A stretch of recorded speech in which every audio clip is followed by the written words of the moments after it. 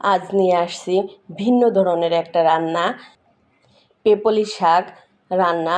পেপলি শাক আমি রান্না করেছি হলো তেলাপিয়া মাছ দিয়ে। এই শাকটা খেতে অন্য রকম একটা টেস্ট।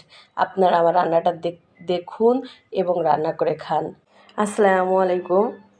আজ আপনাদের দেখাবো শাক দিয়ে আর মাছ দিয়ে রান্না। দেখুন, এই যে একটা আমি শাক নিয়েছি, এই যে এটা হলো আমরা বলি পেপলি শাক। এই শাক দিয়ে আর তেলাপিয়া মাছ দিয়ে আমি রান্না করব। আপনারা এই শাক খেয়েছেন কিনা আমি জানি না। এই শাক এখন আমি বেছে নেব। দেখুন, এই শাকের এই ডাঁটা সহকারে নিতে হবে, এইভাবে নিতে হবে রান্না করার জন্য। এই ডাঁটাটা অনেক পুষ্টিকর।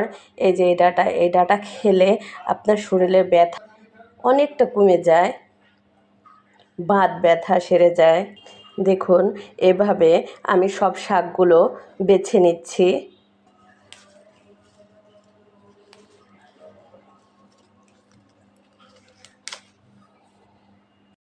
এই পেপলি শাকের সঙ্গে আমি কয়টা পুঁই শাকও দেবো। দেখুন, কারণ এই শাক শুধু রান্না করা যায় না, সঙ্গে অন্য শাক ভাজায় দিয়ে রান্না করতে হয়।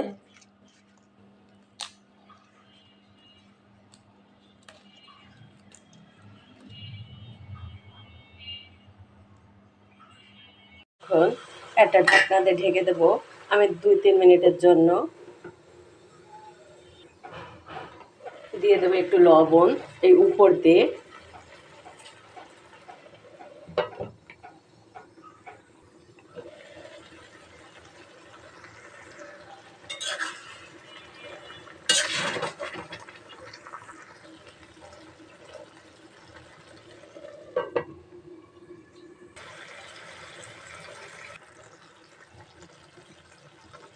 দেখুন, মাছগুলা এই শাকের সঙ্গে সব এইভাবে ভেঙে দিতে হবে, আর এই কাঁটাগুলা উঠায় ফেলতে হবে, না হলে শাকের ভিতরে কাটা কাটা হয়ে যাবে।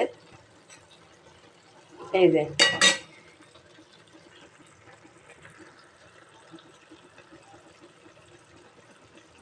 সব কাটাগুলা আমি বেছে বেছে এইভাবে ফেলে দেব।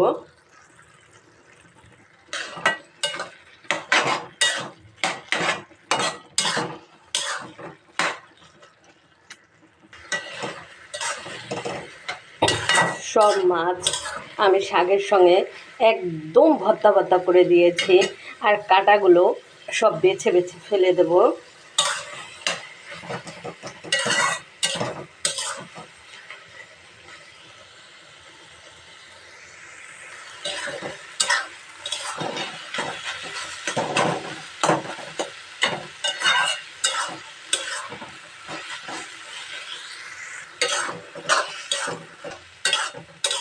ভালো করে এই শাকটা মাছের সঙ্গে একদম মিশিয়ে দিতে হবে।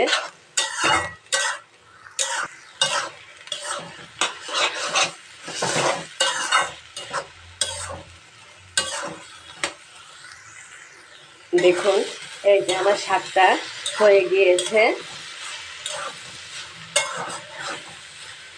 এখন আমি নামিয়ে ফেলবো।